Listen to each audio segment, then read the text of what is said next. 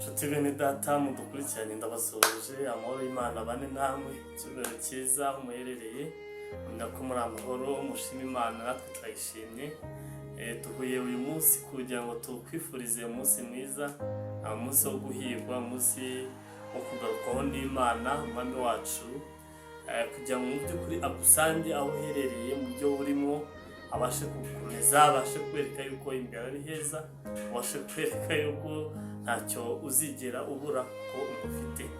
Rero amazina yanjye nitwa Pastor Gide, ngize umugisha wo kuba mbonetse aha hantu.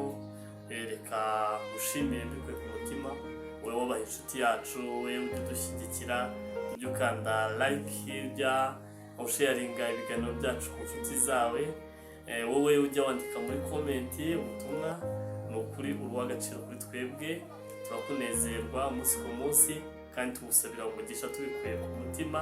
Ni ukuri Imana y'amahoro ikugirire neza kandi irusheho kuzigama, kurwanira intambara z'ubwoko bwose, ariko ikigenzi kiretse kuri ibyo ngibyo izaguhe iherezo ryiza. Ijambo rikomeye dusanga muri Yesaya, aho Imana yabwiraga umugaragu wayo Kuru, imubwira ngo Kuru, nakumenye utaranabaho, nakumenye utaranavuka, nubwo utigeze kumenya wowe gushyiriraho kugira ngo ubashe kumena, ubashe gukuraho, ubashe gusenya, nagushyiriyeho. Haleluya! Imana impamvu yagushyizeho, abantu bashobora gutekereza bakabona yuko mu by'ukuri ubayeho nk'impanuka, bashobora gutekereza bitewe n'ubuzima bakubonamo, bitewe n'ibibazo bakubonana, bitewe n'akaga bakubonamo, bakumva yuko mu by'ukuri uri uwo nguwo ari uko bizarangira. Ariko nagira ngo ubwire ngo Imana iravugana nawe ijambo rikomeye ngo nzakujya imbere.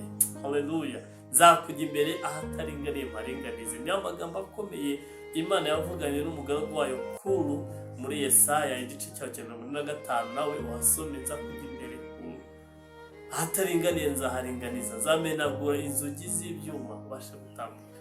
Nawe rero mbene data, hari ibyo Imana ije kumenagura, hari inzugi zije gukinguka kugira ngo ubashe gusingira icyo Imana yavuganye nawe, kugira ngo ubashe kwinjira mu masezerano yawe, ubashe kwinjira mu munezero, ubashe kwinjira mu butsinzi, ubashe kwinjira mu cyubahiro utigeze uhabwa n'isi, utigeze uhabwa n'abantu, ariko Imana ije kukiguha.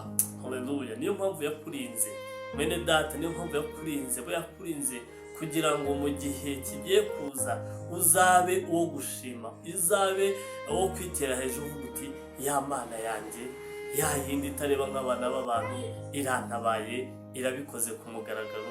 Bityo abantu bahindura amagambo nabo bayubahe, bayisenge, bayikorere, bayikurikire, kuko kurikira Imana no kuba mu byayo ntabwo bisa, bizana amahoro, bizana umugisha, bizana ubutunzi, bizana kugubwa neza, bizana kwishima, bizana guseka, bizana inshuti z'umumaro, bizana kumva utekanye muri wowe.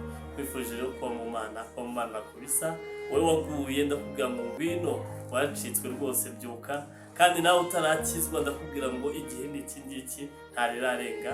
Kristo agutegeye amaboko, yiteguye kwakira. Wowe niwatuza akanwa kawe ko Kristo ari umukiza, ukemera mu by'ukuri kwitandukanya n'uburetwa bwa Satani, ukemera kwiyandikisha mu bundi bwami, Imana izakujyana.